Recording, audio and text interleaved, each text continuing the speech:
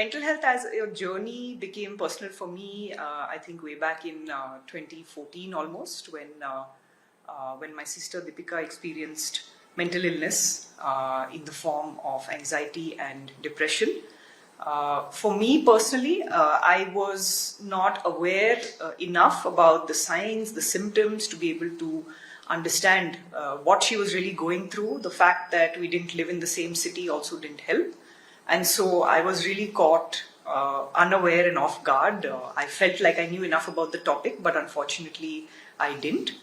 I think we were fortunate as a family to be able to access mental health care, to be able to afford mental health care, but unfortunately not everyone has that access and availability. And so her journey really taught me that firstly I didn't know enough about the topic, and so I needed to read up a lot more and understand more to be able to care for and support in a way that was needed or required.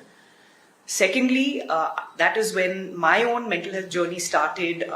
I started taking care of myself better. Being an athlete, I was always taking care of my physical health, to a certain extent, but not so much focusing on the mental health side of things. And so that's really where my journey with mental health began. And the more I, researched and the more I understood about this topic, I began to realize that there are millions of people out there, not just in India, but globally as well, who are experiencing this.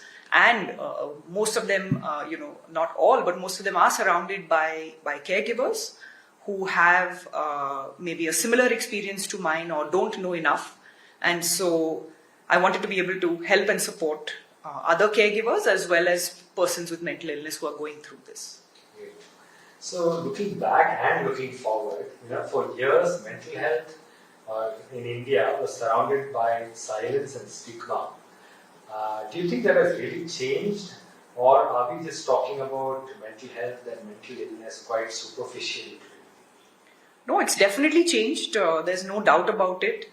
We know that as we've been running this foundation for over the past decade now, anecdotally, almost on a daily basis, we hear about how the mental health landscape in India has changed as a result of various factors, not just about the work that is being done by Live, Love, Laugh. But I think the awareness and stigma reduction work that we've focused on, has made an impact.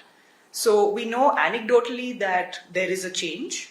However, we also know through various forms of studies, for example, Live, Love, Laugh's own study called How India Perceives Mental Health, and the change that we see from the 2018 study to the subsequent study shows a significant improvement in understanding and awareness of mental health in help-seeking behavior, which basically means that individuals are more open to seeking mental health care and support for themselves. They're also more open to being, friends with a person with mental illness, which was not the case back in 2018.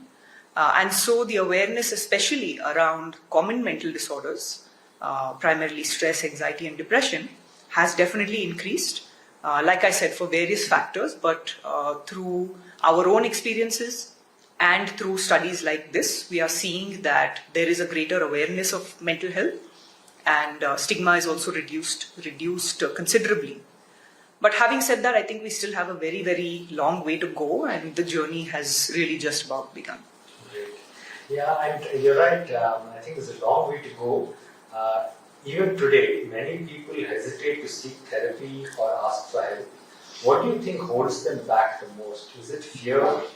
The fact that they're not able to afford care, or simply not knowing where to start? Why is asking for help still so difficult for people? I think the first thing that we need to understand is that, there is no one answer. It's a combination of all of the things that have been mentioned plus more. But I think the most obvious one would be still very high levels of stigma. While we have made that progress, like I said earlier, we still have a long way to go when it comes to stigma. What we are seeing is that the younger generations are more understanding and have more awareness of mental health, and are also able to break through that stigma and seek help and support. That's through our sort of work and engagement with younger target groups. Having said that, stigma is still very high, whether that is self-stigma, could be family or stigma that you face at the workplace, as well as societal stigma. So those are really important factors. Affordability, of course, is another very, very important factor that deters people from seeking mental health care, not just in rural areas, but in urban areas as well. So mental health care needs to definitely become more affordable. I think also the lack of awareness, the lack of not just of the topic of mental health, but even if you've become aware, that you're going through something, there's still a lot of work to be done on people understanding where do you actually go to seek help and support. Who are the right kind of people, who are the credible people out there that you can get that help and support from. For example, what is the difference between a counselor and a psychiatrist? There's a lot of hesitation in actually taking medication, for example, if it is prescribed or if it is needed in certain cases. So there are a lot of, I would say, segments within stigma that still need a lot of work. And so a combination of these factors really play a role. Outside of this, it's important to understand that mental health or mental illness is all encompassing from a socio-economic, cultural perspective, and more so in India, given how diverse, everything is. So, therefore, contextualizing awareness or stigma-related campaigns to the Indian cultural context becomes really important. Got it, yeah. Now, moving to workplaces, if you could change one thing about the way mental health is handled or perceived in Indian workplaces, what would that be? I would say maybe two things, if not one. For workplaces that are not prioritizing mental health within their settings, I think it's extremely crucial and important to understand how necessary something like this is, not just from the perspective of productivity and the implications of mental health on the business itself, but also for organizations to have healthy, thriving individuals who are coming into the workplace and contributing to the overall business goals. So I think that would be my message to companies that are, or workplaces that are not prioritizing it. And separately for companies that are looking at this and doing certain interventions, from our experience, what we've identified is that a lot of these are one-off, let's say, activities that are more sort of check in the box. And so just like anything else, it's really, really important to ensure consistent efforts over a period of time with a very clear plan and outcome in place.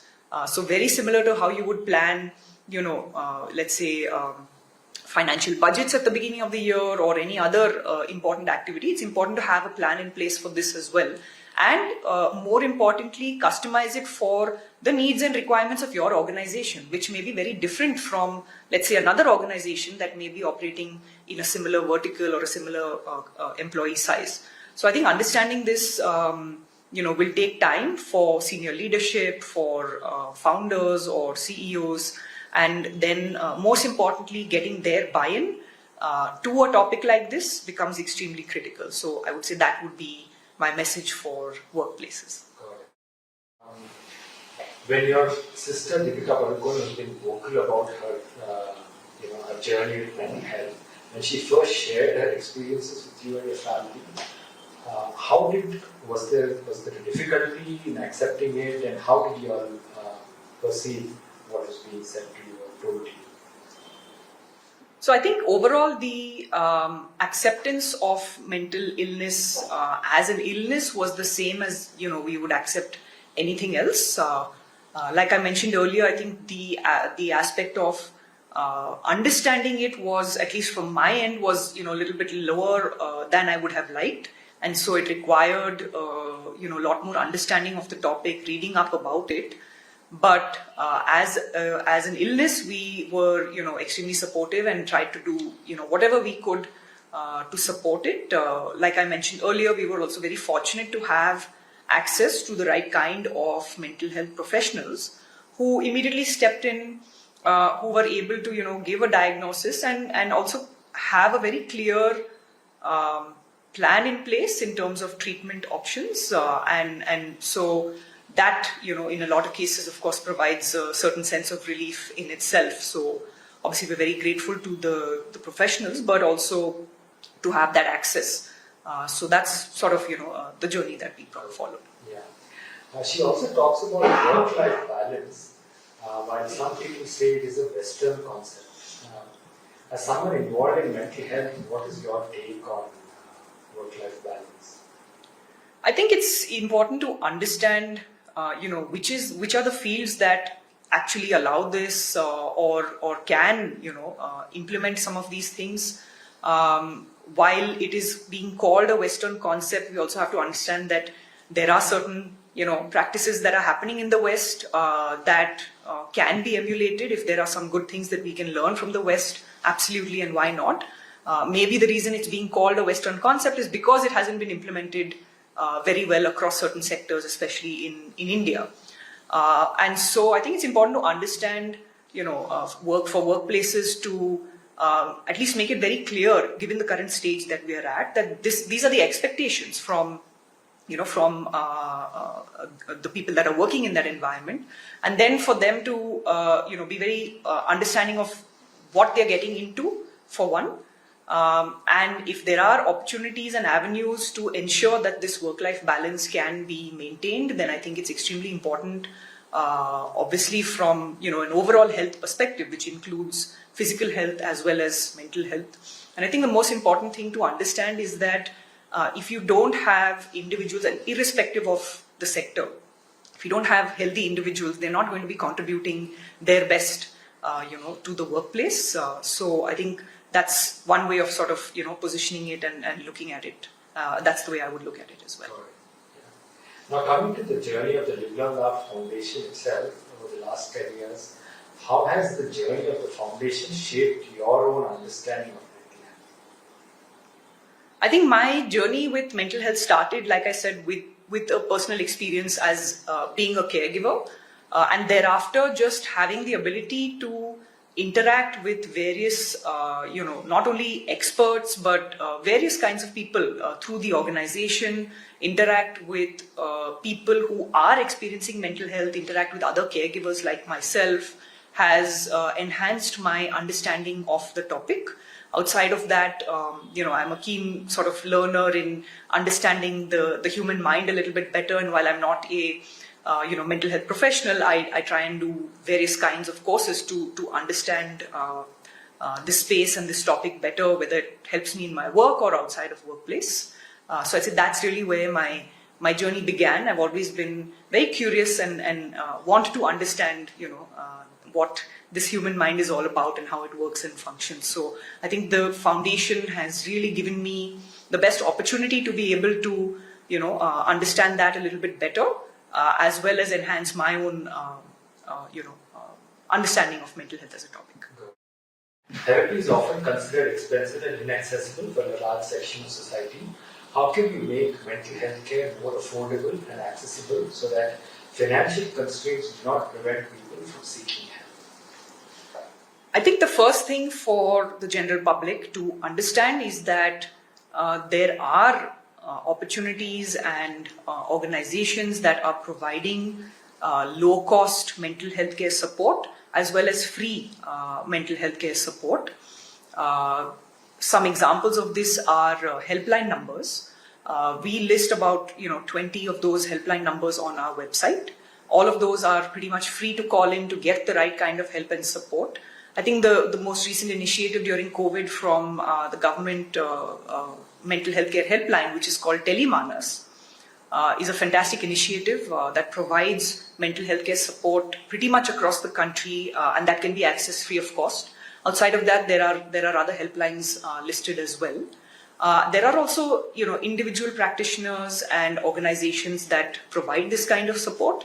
So the most important thing is to understand who are these organizations, where can you actually reach out for help and support in cases where affordability is a challenge. On the supply side of things, I think it's also important for the mental health care sector to realize that affordability is becoming a challenge, and so to address it in various ways and forms. Got it. Actor Amir Khan's daughter, Ira Khan, has also been very vocal about mental health. Have you met her and discussed these issues? Yes, Ira recently featured on a podcast of ours. It's called Live, Love, Laugh Unplugged, and therefore I had an opportunity to meet her, interact with her. She's also doing some great work in mental health as a result of her own personal experience with the cause. So I think the interaction was wonderful, and we've exchanged some notes on some of the challenges that we both faced. We're in touch every now and then, and so I hope that her foundation, Agatsu Foundation, continues to achieve great heights, and I wish her all the very best. You were a professional golfer as well. Do you miss those days, or are you completely happy with your journey now as a person working in the mental health care sector? I get that question pretty often.